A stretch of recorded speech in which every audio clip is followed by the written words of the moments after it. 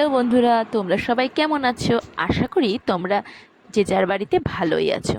তোমরা বুঝতেই পেরে গেছো আজকে তোমাদের সাথে কি তৈরি করে দেখাবো। তো আজকে তৈরি করে নিয়েছিলাম তালের বড়া। তালের বড়াটাই কিভাবে তৈরি করেছি সেটাই তোমাদেরকে দেখাবো। তো প্রথমে আমি এখানে একটা তাল নিয়ে নিয়েছিলাম। তালটাকে নিয়ে ভালো করে ধুয়ে নিয়ে ভালো করে ছাড়িয়েও নিয়েছি।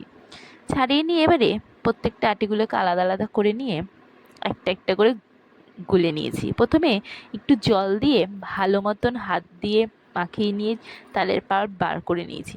তারপরে একটা মেশিনের সাহায্যে একটু ঘষে নিয়েছি, বাকিটা তালের পাল্পটাও বেরিয়ে গেছে। এবারে পুরো পাল্পটাকে আমি ছেঁকে নিয়েছি যাতে আঁশগুলো না থাকে। আঁশগুলো থাকলে খেতেও ভালো লাগে না, তৈরি করতে তো ভালো লাগেই না। যাই হোক, ছেঁকে নেওয়ার পর এবারে বড়া করার জন্য যা যা জিনিস দরকার সেগুলো দিয়ে নিয়েছি। প্রথমে বাটি মাপের দিয়ে নিয়েছি 2 বাটি সুজি। তারপরে ওই একই বাটির মাপে দিয়ে নিয়েছি 3 বাটি ময়দা। তারপরে দিয়ে নিয়েছি ওই বাটির মাপে 2 বাটি চিনি।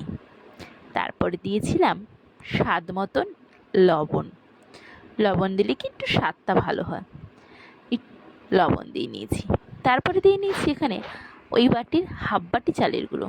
চালের গুঁড়োটা এখানে আমি কমই দিয়েছি, কারণ চালের গুঁড়োটা বেশি দিলে পরে যখন আমি বড়াটা করে রাখবো, যে আমি একটু পরে খাবো, সেটা কিন্তু আর পারবো না, শক্ত হয়ে যাবে অনেকটাই, খেতে ভালো লাগবে না।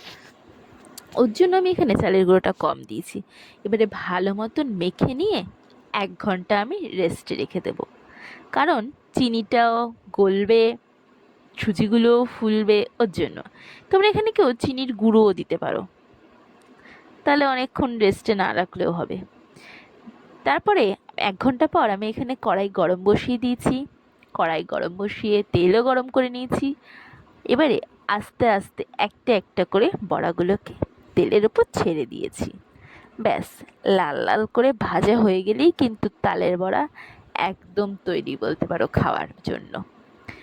এপিট ওপিট করে উল্টিয়ে এবারে ভালো মতন ভেজে নিয়েছি। তো বন্ধুরা, কার কার বাড়িতে এখনো পর্যন্ত তালের বড়া হয়ে গেছে আর কার কার বাড়িতে হয়নি, অবশ্যই কিন্তু তোমরা একটা কমেন্ট করে জানিও আমাকে। তো তোমাদের যদি ভালো লাগে এইভাবে তালের বড়া করা তৈরিটা, অবশ্যই কিন্তু আমাকে একটা লাইক, কমেন্ট আর ফলো করে দিয়েছিও।